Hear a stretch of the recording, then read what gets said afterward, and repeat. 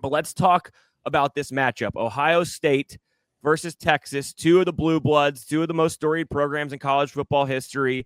There is some familiarity between the two. We know Will Howard used to play at Kansas State. He's now the quarterback at Ohio State. Texas has seen him multiple times, and I think that's a good place to start. Let's start with the Texas defense going up against the Ohio State offense. I know we talked a little bit before the show about this, but there's been a big shift in Ohio State's offense in the playoffs. We've seen a significantly more aggressive Ohio State team pushing the ball downfield way more than they have in the regular season, especially in higher leverage games. We saw how conservative they got against Michigan. We saw the difference in that game plan last week against Oregon, where literally Will Howard is throwing the ball downfield every which way, hitting Jeremiah Smith for big plays left and right. They've shifted significantly to a counter run team, 49% counter runs over the past two games, which would be first in the country. What do you, in terms of the matchups that you're looking for in this Texas defense versus Ohio State offense, what are the keys? What's the key to Texas slowing down this new look Ohio State offense that basically looks like they got embarrassed by Michigan, had 3 weeks to shift and identify weaknesses, and they did that, and they've been really good since then. So how does Texas slow down this Ohio State offense that looks like a juggernaut right now? It's a great question, and I think I would start with first addressing the pimple on my forehead, so people, if you could ignore it. But second, I was watching, I think that it was the guys over with PFF kind of break down this game as well, because I'm always curious to hear different viewpoints on matchups, et cetera, especially when we're in the college football playoff semifinal. And they had mentioned that there's a gentleman who is currently the running backs coach at Ohio State. I'm not going to remember the name for whatever reason, but he was on Dan Lanning's staff at Oregon, and he was also on Mike Norvell's staff at Memphis. Memphis, of course, as you know, had Kenny Dillingham and Dan Lanning when Memphis won a whole bunch of games and eventually got Mike Norvell the Florida State job. Right. But it's funny seeing the trends from that Memphis offense that Mike Norvell kind of put his staple on, or his stamp on, and also that he carried with him to Florida State when Jordan Travis is quarterbacking there, and how reminiscent it is of the Ohio State offense as of the last two games. And so credit to the guys at PFF for bringing that to my attention, because it also brought a lot of it kind of shone a spotlight on the whole counter run stuff, the switch up in terms of just the passing coordination, more deep crosses, more deep posts, scheming guys open rather than making guys getting the ball to your guys in space and just letting them make plays. Exactly. Right? Yep. So we're going to start with the Texas defense. I'm having a hard time looking at this game thinking that this game is going to go into the 30s for both teams. I really do, and that might seem a little counterintuitive because of recency bias after Texas, had 500 total yards get put up on them by Arizona State, which I think that we would agree amounts to time of possession for the Sun Devils, a whole bunch of outside factors that were outside of the defense's control, special teams, offensive, game planning, etc. I think this is going to be like a 27-24 type game. Yeah. And I think that the way that Texas defense has to approach this game is by a couple of ways. Number one, they got to get to the quarterback. And the reason why Will Howard is playing so well right now is because Ohio State has found ways to run the football. Now, you look at that offensive line, Donovan Jackson slides over from left guard to left tackle, honestly already helping his unbelievable draft stock. And he's been serviceable at left tackle. Basically, all it did was show is, hey, you have good feet, kind of going into the draft process. Right. But Ohio State's offensive line, like I mentioned in our last episode, is very much like a mash unit, right? Like, they lose Seth McLaughlin at center. They lost the other kid who was supposed to be a first round grade at left tackle. Forget his name. Yeah. And so I think I read somewhere they have over like 50 offensive line combinations or something crazy coming into the beginning of the playoff. So Texas, number one, has to get pressure on the quarterback. Number two, you have to find a way to stop the run. And of course, in counter run schemes, Usually you're going to have a guard or a tackle pulling, whatever. Guys like Trey Moore, Colin Simmons, Barrett Sorrell, Ethenberg have to set the edge, push things back up into the inside. I think David Benda is going to play a really, really important piece in this game because he is a better inside linebacker in terms of stopping the run than Lee Ungalafau is. And then I think that Anthony Hill is going to be unleashed over these past couple games. Anthony, save for maybe Georgia, Anthony Hill has played a lot of spy football, whether that was against Sam Levitt, whether that was against Kate Klubnik. And now I think that we are about to watch him get unleashed. So get to the quarterback, set the edge, push runs back up on the inside. And then finally, no coverage burns. I know that you've seen this, and I know I'm talking a lot, so I apologize. No. I want to hear everything. Keep going. I know that we have talked a little bit or a lot about the Arizona State game, but even going back to Clemson, a lot of finger pointing in the secondary mid-play. Great point. And this is just not a team where you can afford to make mistakes like that and also not finish plays. The Cam Scadaboo touchdown pass comes to mind where Malik Muhammad's pointing at whoever the hell was on the back end of the defense. Could have even maybe made a tackle inside the 10-yard line. Yep. Has to have to shore up communication. Texas is not going to change anything about their defensive identity. What do I mean by that? They're not going to have Jahdae Barron follow Jeremiah Smith all over the field. That's just not what they do. What they're going to do is they're going to have their boundary corner play the boundary, their field corner play the field, and their slot corner play the slot. And It's not going to change whatsoever. So what Ohio State's going to do is try to scheme ways to get Jeremiah Smith the football and whoever they're going to any of them, the football. Yeah, it doesn't even matter, right? But that's the key. Gets the quarterback, no coverage burns, set the edge for me. Yep. So I rewatched a lot of the Oregon-Ohio State game, and I was just trying to understand why this Ohio State offense has looked so good in the past couple games, because when I watched it at the end of the regular season, and maybe that Michigan State game is stuck in my head too much, but I wasn't impressed. And, looking at numbers, Will Howard threw for 300 or more yards once the entire regular season. He did it in both playoff games. So I can't tell exactly what's made them come like this big of a change, other than it feels a little bit like they said, like fuck it. Like, we just lost to Michigan. We played not to lose, and now we're just going to open it up and be aggressive, and that's worked for them. Looking at Ohio State's run game, and I know you said they definitely have been running the ball, and they have. In the beginning of the Oregon game, I didn't see they didn't have a ton of efficiency, at least early in the game. To me, what I watched is so many coverage busts from Oregon. I mean, the first drive of the game, the first play of the game, a tight end slips out into the flat and I guess he runs more of a wheel route. He's not touched for the first 28 yards. He was touched after 28 yards. There was an incompletion on the next play, and then Jeremiah Smith catches a screen pass and runs straight 48 yards into the end zone. He's touched one time 15 yards down the field. So the one saving grace I had from watching that, 2 of the first 3 touchdown drives were like that. The other one was like, Will Howard underthrew Jeremiah Smith on a deep route and by like 4 yards, and he was so open, he just stood there, caught it, and walked into the end zone anyway. So I guess the thing I say is this Texas defense is a step up from what Ohio State has seen. So as much as everybody, completely. Yeah, and it's just, I guess. Question. Yes, and I guess my issue is that I've heard a lot of pundits, and I'll just listen to ESPN radio in the car. I listen to some podcasts too, but when I'm listening in the car, it just feels like everybody thinks Ohio State is going to be too talented for Texas, too good for Texas if they play up to their standard. And just, I guess what I'm trying to say is, from what I watched, I don't know that that's the case. I think Ohio State has done some really good things, and Chip Kelly went back to the lab, and he changed some things. Like I said, the counter run game, they've thrown with a lot more play action, which is very helpful to quarterbacks, especially a guy like Will Howard, who's not a drop back and throw 40 times type of guy, right? So he's used a lot more motion with Jeremiah Smith. I've seen Jeremiah Smith less, like you said, get him the ball and make something happen, or use your athleticism to win one-on-one.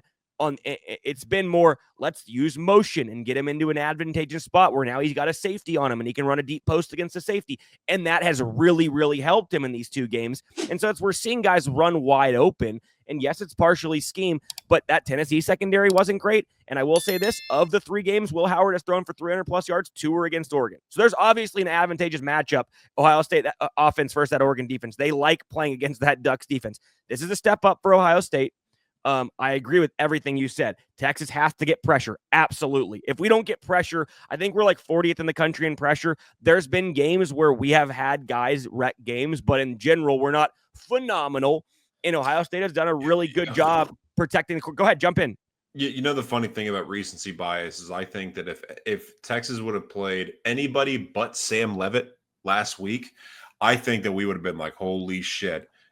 Texas has been dialing up something different in order to get to the quarterback because he should have been sacked like 7 or 8 times. He's just crazy elusive. No, he really is. And Will Howard is not that. He's not. And he's not a great runner. I know that's kind of why Kansas State transitioned to Avery Johnson, because he couldn't. Will Howard can't move. He's a better thrower, but he wasn't a great thrower, and he wasn't a very good runner. And I saw multiple times early on in that Oregon game, rewatching it, Will Howard, when things break down and he does try to run, he either gets sacked or it's a short gain. Like, he's not getting out in the open field and making big plays with his legs. So I think you're right. Or he makes a really bad decision and slides with 1 second left on the clock, game over. And I think that another key and something to mention about this game is you had mentioned something about, how Ohio State is going to out talent Texas, and that's what the pundits are saying, not you. Right. And I don't think that could be further from the truth. I think if both of these teams played at their apex, at that point it's a pick 'em. Yeah. Right? Yep. It's not a talent deficiency that would limit Texas. It is Texas that would limit Texas. And what I mean by that is whatever the hell happens in the 3rd quarter, the 4th quarter turnovers, the lack of a run game. I don't attribute Texas's lack of a run game to Arizona State just playing out of their mind. Right. I find that I actually look at that as more of an indictment on the game planning from the Texas coaching staff offensively. Right. Yep. And I think that as long as Sark is in his bag, which history tells us for these types of games, even though Washington went a million different directions, I think we would all agree Michael Penix played the game of his life. He did. I think that we're going to see Sark. Do you know in Harry Potter where Hermione has that bag where she can just stick her whole freaking, it's an endless bag? That's how I imagine Steve Sarkisian in this game. I'm not saying there's going to be trick plays, but I think you're going to see a lot of really cool stuff with pre-snap motion, getting guys open. Isaiah Bond is 100% healthy. That was going to be a question. I heard he's trending really well in practice this week. And he played 22 snaps last week, if I believe that's correct. So, So he is going to be 100% a go. 100%. From the reports that I got and from the people that I talked to inside the program, they've all said that he looks phenomenal, and that he looks like your old Isaiah Bond, which they haven't had since really Florida. Yeah. And we all saw what happened against Florida. The guy had like 65 rushing yards, 75 receiving yards, a touchdown here or there. I love Isaiah Bond. What's funny is early in the year when he did go have that injury and he was kind of in and out of the lineup, the offense, early in his injury, the offense looked much worse without him. But the positive of it is the emergence of Matthew Golden and other guys. And so now where Golden looks like a legit number 1 option for a playoff top Final Four team, and now you add a healthy Bond back, it could really change the dynamic of this Texas offense, because like we said, Bond only played 22 snaps last week. On the offensive side of the ball, what else do you see as keys for Texas on this side? Obviously, the run game is going to be important. We talked about it on the recap show, and you talked about how you thought it was largely Sark because we had transitioned to a largely outside zone run team. And whereas what we were getting was looks to run the ball up the middle, and we didn't do that. Correct? That was your kind of point, correct? 100%. I mean, like, take a look at 2023 Bama. How did Texas beat Bama? Yeah, Quinn Ewers played an excellent game. But they also, what does Marshawn Lynch say? Run through a motherfucker's face. That's what they did to Alabama, right? They showed up. Texas essentially put the college football world on notice that they were a physical, big, strong, like run first team, and with Quinn Ewers being the supplement, Xavier Worthy being the supplement, Adonai Mitchell being the supplement, etc. I still believe Jonathan Brooks was healthy. They probably won the national championship. That was such a tough loss. Yeah, very tough. And I think that I don't know if you're going to see something similar because the Ohio State run defense is unbelievable, right? But the reason why I mentioned that is I think that as long as Texas can play to where they're advantageous from a matchups perspective, they're going to be fine. A lot of that is going to depend on the health of Cameron Williams. If Cam Williams is going to play, which from the looks of it, it looked like he could have gone last week, maybe, but he didn't look like he was moving very well. Yeah. And I think Trevor Gooseby played fine. The problem with Trevor Gooseby is so far his run blocking grade per PFF and what I've seen on tape is really bad.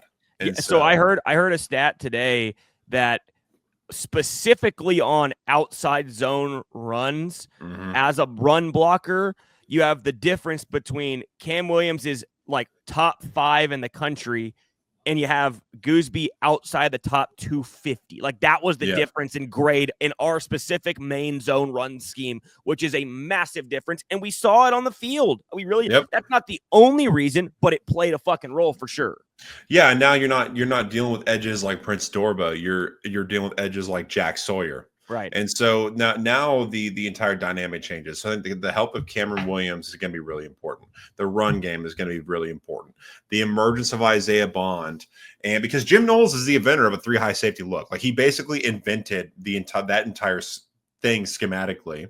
Are they going to roll coverage over the top of Isaiah Bond?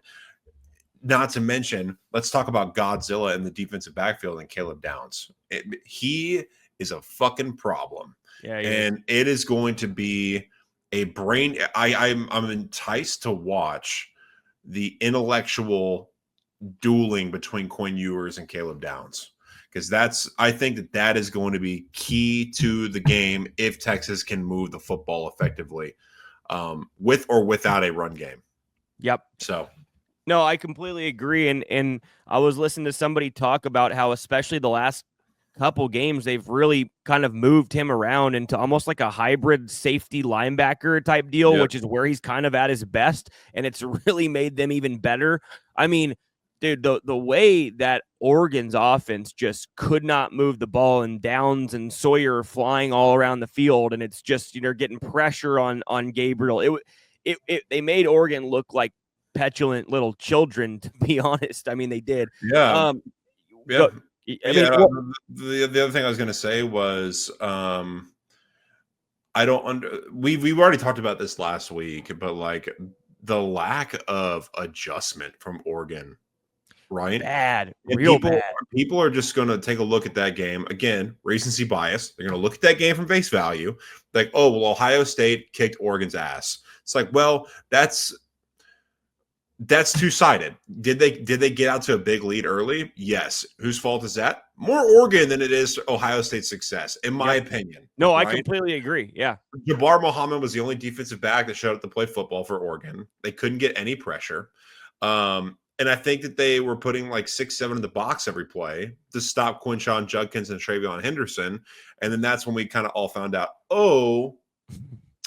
can't really do that, right? It's going to be a lot of base defense. Good on good. My best versus your best. Let's play football. Yep. Okay, last question for you here, and then I'll get your pick on the game too. Expectations for Quinn Ewers in this game, because I think there's something to be said about the fact that I thought you brought up a phenomenal point in our recap.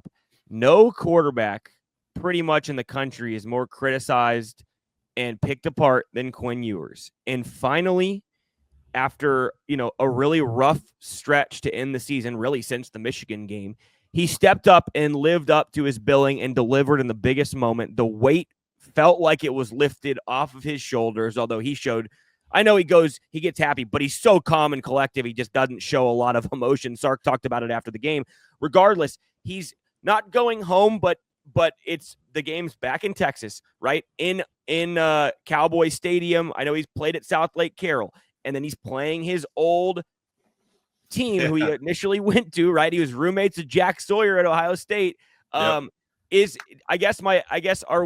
you think Quinn Ewers plays a legendary game here, or are we just going to see more of kind of what we've seen all season, and it's going to be spotty, and we're going to see, I know what you're hoping for. I know what I'm hoping for. I want it for the kid. I want it for the program, because I think if he plays like that, we win. But what are your expectations for Quinn Ewers? I know that's a hard question to answer, but give me your thoughts on it at all. Well, not really. I mean, so much of it is depending on whether or not Texas can run the ball, you know? And if let's say that Texas has average or like baseline success running the ball. Now for Texas, that could mean 200 yards rush on the ground for the game. Let's just call it 125, 130 yards. That's honestly kind of below average. Yeah. But let's just say that's the mean. Yeah. If they're doing that and allowing Quinn Ewers to kind of play free within the system, and Sark is able to complement the run game with Quinn Ewers, I think that's what puts Quinn in the best positions to succeed, where you see some of the high yardage stuff, the better completion percentages, higher yards per attempt, the touchdowns, no turnovers. It's usually because of the complementary relationship between the passing game as the run game goes. Right? That's number one. Number two, I cannot discount or overstate how important it is that Quinn had that performance going into this game. Because like I had mentioned, and like what you had just said, not only is he so highly criticized, but his draft stock is almost completely dependent on, this performance is going to, it could make, or I'm not saying it could break his draft stock, but it could certainly make it. Yeah, he could end up going back around a first-round pick and be the third quarterback off the board if he lights it up and beats Ohio State. Exactly. If he has a bad performance, like, well, we kind of expected that. He's still got a third-round grade for me. If he plays phenomenal, let's say he goes 21 of 28, 2 touchdowns, no picks, 285 yards, Texas wins the game. That's cool. That's cool with me. Yeah. Right.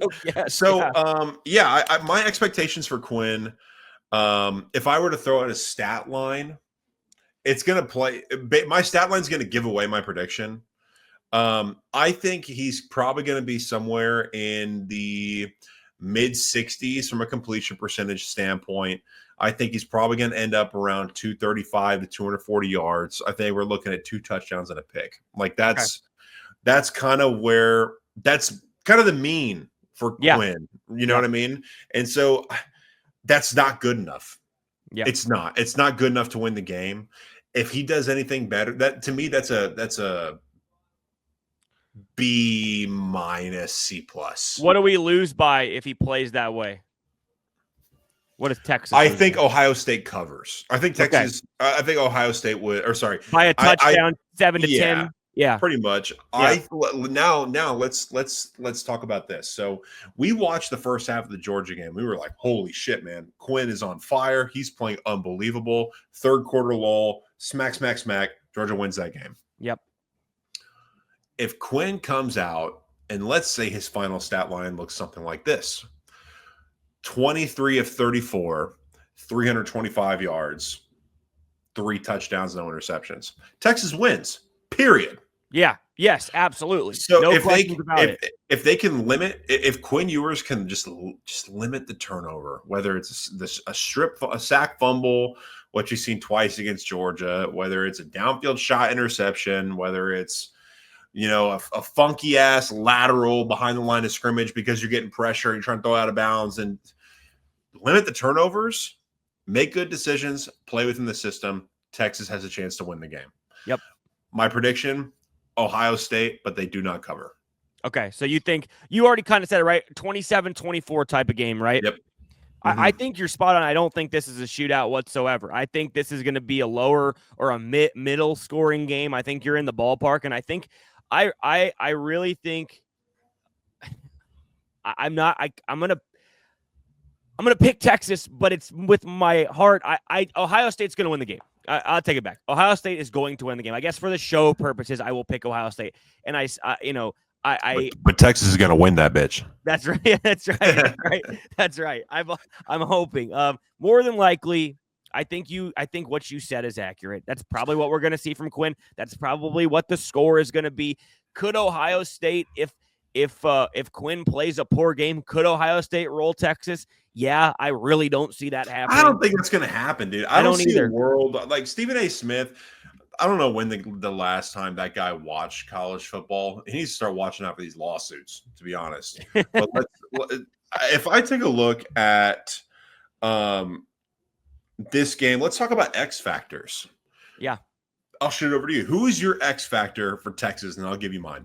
Oh, offense, man. We'll do one for offense, one for defense. Okay. I mean, this might be kind of obvious, but I think Jaden Blue, and you brought him up, a couple of weeks ago, but he's so explosive. He has a different level of speed that just other guys on the roster don't have. And if he touches one or two, whether it be a screen or a run, an outside run, and he busts a 50 or 60 or 70-yard touchdown run, that's the type of guy who could change a game, right? Or bust open a game. And so I'm going to say that's the X factor. Obviously, I would have said the same thing. Yeah. So yeah, that's obviously Quinn is going to play a bigger role, and Isaiah Bond's health and Golden. But in terms of an X factor of a guy who could flip the game you're not expecting to, I think that's the guy for me.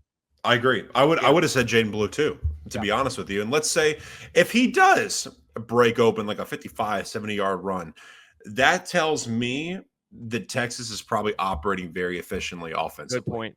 You know what I mean? And so that I totally agree. Now let's go defense. I'm going to go first. Go ahead. My X factor is Malik Muhammad. Okay. Because I think so much of the game depends on how much success he's going to have on the outside against the Ohio State skill guys, whether that's Emeka Egbuka or Carnell Tate or Jeremiah Smith, what have you. I'm going to throw a stat your way. Yeah. I think that coming into yesterday or the Arizona State game, the Clemson game, I think Malik Muhammad had only given up like 20 receptions. The guy was nails. PFF was in like the mid-high 80s, and Texas had 4 defensive backs, and Makuba Taff, Malik Muhammad, and Jahdae Barron, all in the mid-80s or above, of course, with Taff and Barron being in like the 90s, which is like unheard of territory for defensive backs per PFF's grading system. If Malik Muhammad, let's say he plays just objectively well, they win. I think they win. Dude, it's funny. I was trying to think in my mind who I would pick, and I think you nailed it. I really do. And I'm not just saying that. Because we talked about this previously. He got picked on. What game was it? What game was that? Clemson. They picked on him on a drive where it was like 4 or 5 straight throws, and it was like catch. And they actually went away from it when he finally was able to have a pass defense. And they shouldn't have gone away from it because they were burning him. And I completely agree. Like, he is such a big X factor in the sense that we kind of know what we're getting out of Jahdae Barron, right? He's going to be elite. He's going to make plays. He's going to be tough to throw against. We kind of know what we're getting from a lot of different guys, but we don't know what we're getting from Muhammad right now because he was so good early and has struggled lately. And I think you're spot on. I think he's the X factor.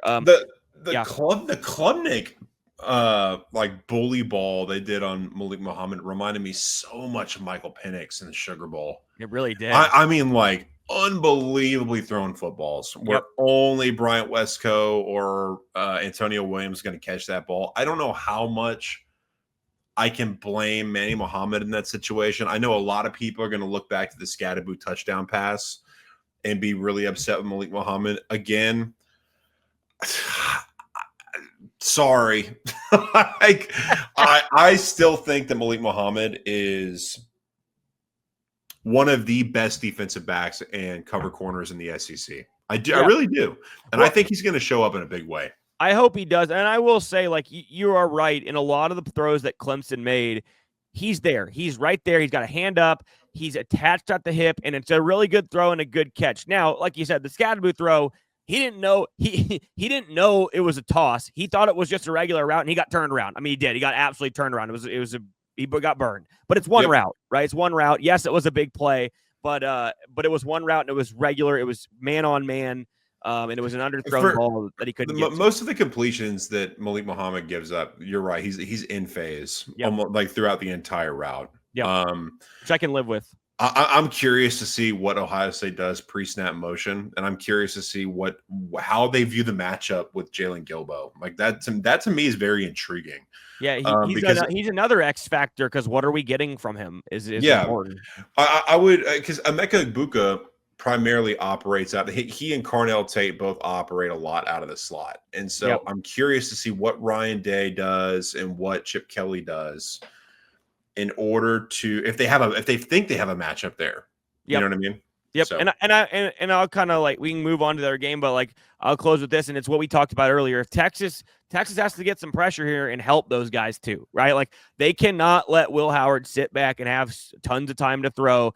That offensive line, you broke it down much more in depth than I am right here, but they are not some unit that is elite, and there's holes and there are places where we can get pressure, and Texas is going to have to do that to help the corners. The secondary's been great, but the secondary's been great without getting pressure. If Texas gets pressure, no, I wouldn't say without getting pressure, without being elite at getting pressure. If Texas gets pressure at a higher rate than Ohio State's given up in the playoff, then Texas has a good chance to have success defensively and give their offense chances to take a lead in this game early, and then who knows?